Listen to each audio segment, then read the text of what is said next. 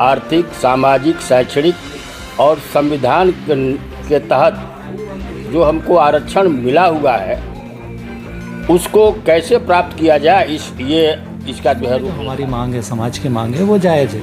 जैसे 1961 में यहाँ पे मझवार के रूप में आरक्षण शेड्यूल कास्ट के रूप में सेंसस में मिला, बैकवर्ड में आपने रख दिया, लेकिन वो वास्तविक हकदार तो 1950 से शेड्यूल ट्राइब की है या शेड्यूल कास्ट की है। तो ये जो लड़ाई है ये हमारी। नमस्कार दोस्तों, मैं हूं दिलजीत और आप देख रहे हैं एक्स्ट्रा न्यूज लाइव।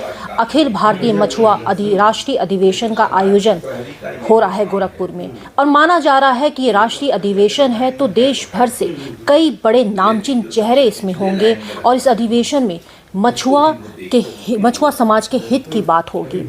क्या हित की बात होगी वो 2 दिवसीय कार्यक्रम में पता चलेगा। इस समय मेरे साथ मौजूद हैं इंजीनियर सरवन निषाद जी। आपसे जानूंगी कि कार्यक्रम की रूपरेखा क्या है।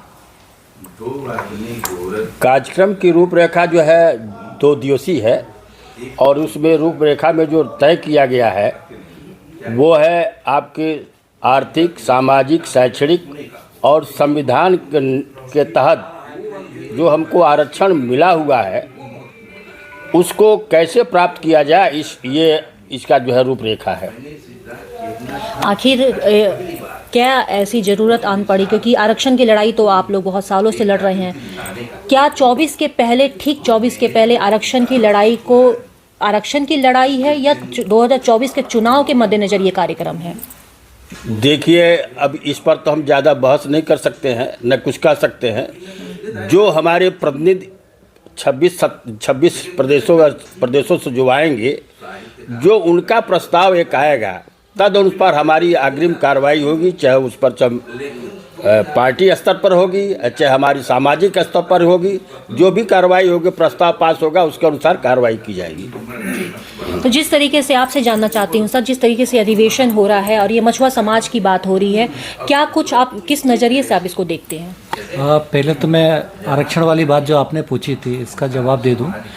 2018 के पहले तक हमारे पास आरक्षण से संबंधित जो दस्तावेज हैं ये शायद कंप्लीट नहीं थे।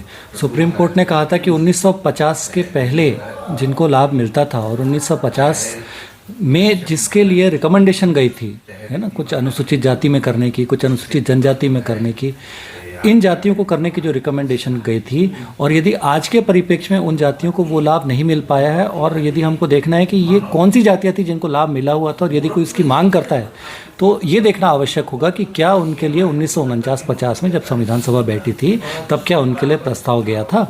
तो इन चीज़ों के बारे में बहुत क्लैरिटी नहीं थी। सूचना के अधिकार आने के बाद बहुत सारे दस्तावेजों को हम लोगों ने खोजा है और इनको खोजने के पश्चात हम लोगों ने ये पाया कि वास्तव में जो हमारी मांग है, समाज की मांग है, वो जायज़ है।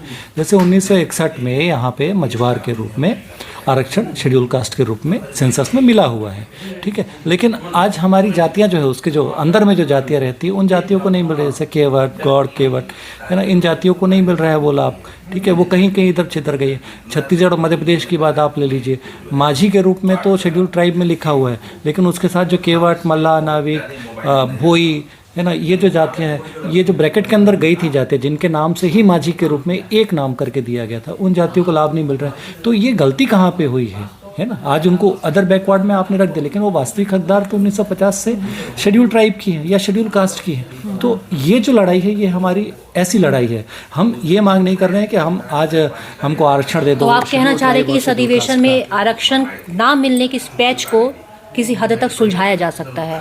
बिल्कुल, जो सही चीज़ें हैं, हम किसी का हक नहीं मारना चाहते, पहली चीज़। दूसरी चीज़, जो हमारे अधिकार की चीज़ें जो हमको मिलनी चाहिए थी, ठीक है, वो किसी कारण से नहीं मिल पाई। और उसका सबसे बड़ा कारण जो हम लोगों को नज़र आता है, समाज को जो नज़र आता है, वो है राजनीतिक प्रतिनिधित्व। हमारा कोई प्रतिनिधि था ही नहीं अभी तक ठीक से, जो हमारी बातों को सही तरीके से रख सके। आपके पहले डॉक्टर संजय निषाद भी तो थे जो आरक्षण के इन्हीं सब मुद्दे को बात कर रहे थे और कह रहे थे जो अड़चने, यही सब अड़चने, वो भी बता रहे थे कि अड़चने हैं। अड़चने हैं ना, इसलिए तो वो भी लड़ाई कर रहे हैं ना, हम भी लड़ाई कर रहे हैं, ठीक है। तो कहीं ना कहीं मुद्दा लगता नहीं कि आप दोनों एक, पूरा समाज और सभी नेता भी एक हो जाने चाहिए? ऐसा कैसे होगा? समाज तो एक ही है ना, है ना। आप देखिए, अभी भी जो राजनीतिक पार्टियां हैं, एक भाई भाजपा में रहता है, एक भाई कांग्रेस में रहता है, ठीक है। आप कैसे बोल सकते हैं कि वो अलग अलग हैं, ठीक है, भाई तो भाई रहेगा, वो तो खून का रिश्ता है। कल को हमारे यहाँ शादी ब्याह बंधन होगा, तो ऐसा तो नहीं है कि वो मतलब निषाद पार्टी के हैं और ये भाजपा के हैं, वो कांग्रेस के हैं तो हम खाना नहीं खाएंगे। यहाँ तो ऐसे भाई हैं कि एक ही पार्टी में रह रहे हैं दोनों भाई, लेकिन दोनों अलग अलग लग रहा है कि आरक्षण मुद्दा एक है, चीज़ें एक है, समाज की बात हो रही है, लेकिन फिर भी दो भाई अलग हैं और ऐसा लग रहा है कि बस दोनों का बीजेपी के कार्यकर्ता ही बनकर रह गए हैं। ये अलग से किसी को खुश करना चाह रहे हैं, वो अलग से किसी को खुश करना चाह रहे हैं। ऐसे में समाज कहाँ पे है?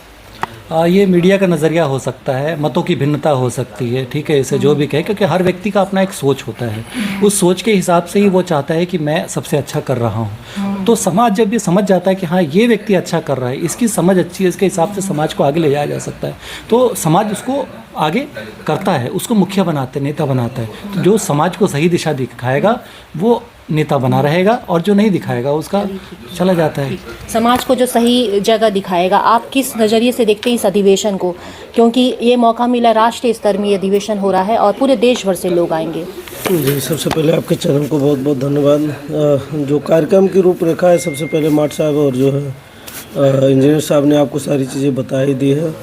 और उस अधिवेशन में जो भी हमारे जनप्रतिनिधिगण आ रहे हैं, चाहे अपने अपने क्षेत्रों में जो भी निपुण व्यक्ति हैं, चाहे प्रोफेसर हों, चाहे जो है इंजीनियर हों, चाहे वो जो जुडिशरी से हों, चाहे IAS IPS जो भी हैं, उन सभी के अनुभवों को कहीं ना कहीं हम लोग देखेंगे। और जो भी युवा हैं उन सभी के अनुभवों से हम लोग सीखेंगे और उनकी सीख को अपनी प्रेरणा मानते हो, उसको जो है कहीं ना कहीं हम लोग निर्वहन करते हो। उनके दायित्व जो भी वो देंगे, उन दायित्वों का निर्वहन करते हुए हम समाज को अग्रणी भूमिका में ला के खड़ा करने का अपने तरीके से भरपूर प्रयास करेंगे।